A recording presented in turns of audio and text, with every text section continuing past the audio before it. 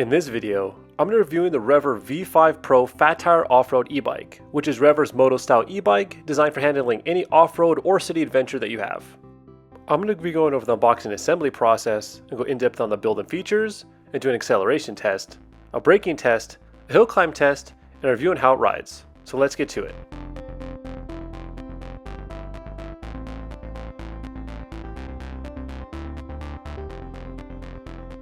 The V5 Pro comes in a standard bicycle shipping box, but it is heavy, so make sure to be careful when moving, and I do recommend having someone help you move it. After opening, the bike was assembled about 80% or so. All you have to do is remove all the packing foam and zip ties, install the handlebars, front wheel, front fender, headlight, rear fender, passenger foot pegs, and the pedals. Include in the box the necessary tools and instruction manual. The whole process took me about 20 to 25 minutes or so, with most of my time being spent cutting off the zip ties and putting on the front wheel. The bike is not hard to put together, but there is a lot of things to install, so just take your time.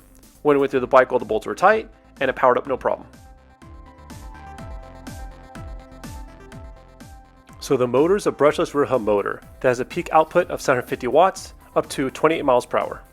Powering the bike is a removable 48 volt, 18 amp hour lithium ion battery that's UL certified and has a 60-mile range using pedal assist. The brakes are front and rear hydraulic disc brakes with 160mm rotors. The drivetrain is a Shimano 7-speed with a 28-tooth cassette and a 42-tooth chainring. It also comes with a Moto-Style seat that's about 25 inches long and 6.5 inches wide. It also comes with passenger pegs if you want to bring a friend along on your ride. And for added comfort, there's a dual crown fork and dual coil spring shocks. And for additional safety, there's a horn, an LED front headlight, and a rear brake light that also has turn signals. The V5 Pro also comes with a very pretty LCD display that shows the speed, battery level, assist level, odometer, and headlight status. The bike weighs about 87 pounds. It's about 68 inches long, has a wheelbase of 48 inches, a seat height of 33 inches, and is designed for people 5'2" to 6'2". And at the time of this recording, you can pick one up for $800. It also comes in black camo and in brown camo. Okay, first thing we're going to do is to check the speedometer accuracy, and we're going to do it from 3 different speeds. First is going to be from assist level 1, which on the bike says 9.5 miles per hour. Comparing against a GPS app that says 9 miles per hour, works perfect. So next, we're doing it from speed level 3, which is 19.7 miles per hour on the bike, 19 on the GPS app. Perfect. Okay, so last we're going to do from assist level 5, which is 28 miles per hour. Right now we're doing 28 exactly, 28.3, and the app says 27, so it's off barely. All right, next we're going to check out the acceleration using only the throttle to 28 miles per hour. Ready? And go. Woo. 10, 15, 20, 25, 28.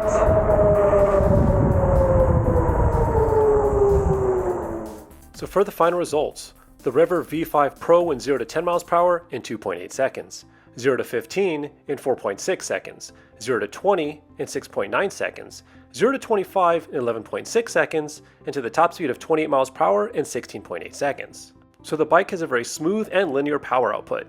It gets up to 20 pretty quickly, but then slowly loses some steam. But the power band is very user-friendly while still being fun and torquey.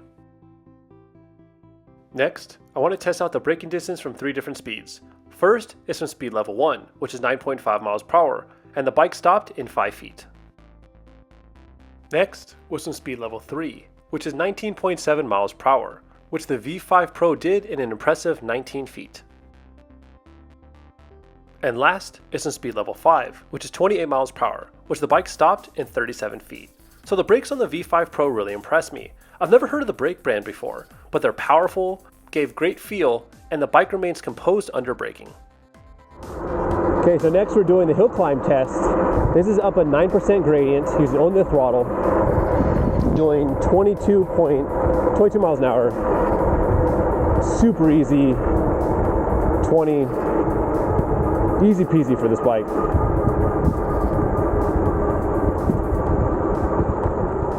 that was cake. Let's do something a little bit steeper. Okay, so next thing we're gonna do is to take this bike on a 12 to 15% gradient. So it actually starts off at 12 right now, and we're doing 15, no problem.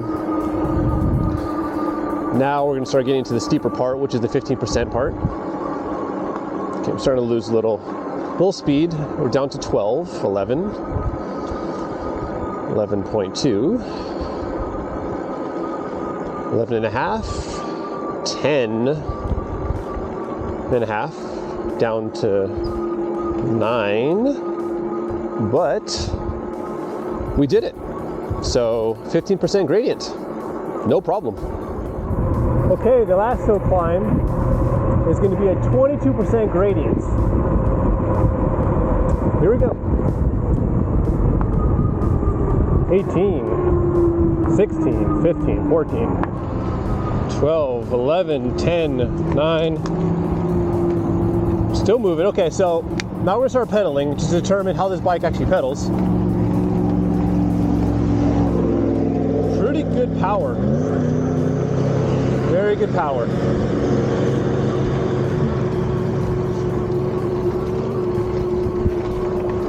This is a Moto-Style e-bike, so the pedaling position is a little weird, but if you do need to actually pedal uphill, at least up 22%, it's super easy. Now I'll go back to throttle. There you go. So the last test is the ride comfort test, which in my opinion is the most important test for any electric bike. So I rode the V5 Pro around a lot in my testing, through many neighborhoods and varying types of terrain, and I must say that the bike handled all of them with ease. The motor is smooth, it makes the V5 Pro easily accessible to many riders. It does have some decent torque, but nothing crazy. The rider is able to open the throttle wide open from a stop and not have to worry about the bike wheeling or flipping. The ride of the REVR on the pavement is really smooth and comfortable. The front fork is able to mute out small bumps and cracks in the pavement. The rear spring shocks do work decently, but I found them a little on the stiff side for my weight, which is 175 pounds. But I did notice when riding with a passenger that the extra weight does help use more of the travel and makes the ride a little more plush. But whatever the suspension misses, you have a very well padded Moto-Style seat and 4-inch Kended fat tires, which work like a charm. The V5 Pro is also very stable at high speeds, which shouldn't be too surprising since this bike is a Moto-Style e-bike. Sometimes these types of e-bikes, the seating position can be a little hit or miss, but I found the V5 Pro seating position lovely. When looking at the bike, the bars look a little low, but there are nice riser bars that keep you sitting more upright. And the best part is, since you have such a big seat, you can move your butt forward or back to find a really comfortable riding position. But since this bike has big fat knobby tires and full suspension, what I really want to do is see how it performed while riding on dirt roads. So the Kenda tires are absolutely lovely in the dirt, and they provide a very grippy ride. What also helps with the great grip is that since the motor output is smooth and linear, it's easy to modulate the power and keep the bike from spinning its tires. But more than anything, it's the seating position. Since the rider's leaning forward, there's a lot of weight over the front end, which gives it a really planted feeling. The front fork does work extremely well on dirt roads, handling bumps and washboard with ease. I did find the rear suspension stiff when going over big obstacles, but when riding over smaller bumps, the seat helped out to soften the ride. I think that the V5 Pro performs extremely well on these types of dirt back roads, and it pleasantly surprised me how easy it was to ride with its great grip and planted feeling. So far through my extensive testing, the REVR V5 Pro has held up extremely well to daily use. The motor is almost silent, it's extremely smooth, and has really good acceleration. It's able to cruise at the top speed of 20 miles per hour pretty easily, and there's no doubt that it could go faster if it wasn't electronically limited. This is a Moto-Style e-bike, so its bread and butter is riding around the throttle, but if needed, you can pedal. When you do, there's a decent amount of power to help you pull up some pretty steep hills. Obviously, it's not the most efficient seating position to pedal with, but it can be done. Something I didn't really get to talk too much about was the brakes, which is made by Zoom. I've never even heard of them before, but these brakes far exceeded my expectations from a company that I've never heard of before. They're powerful, have good feeling, and they just work really well. The suspension's also pretty decent, especially the fork. It's nice and plush, it can handle some pretty bumpy roads.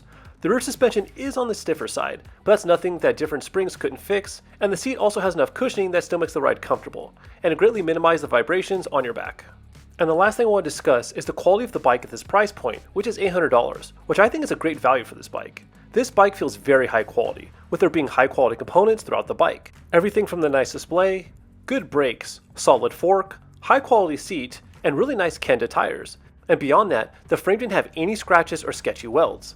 The bike was also put together correctly from the factory, which sometimes is a hit or miss at this price, but the REVR is definitely a hit. So in conclusion, for this price point, I really like the V5 Pro.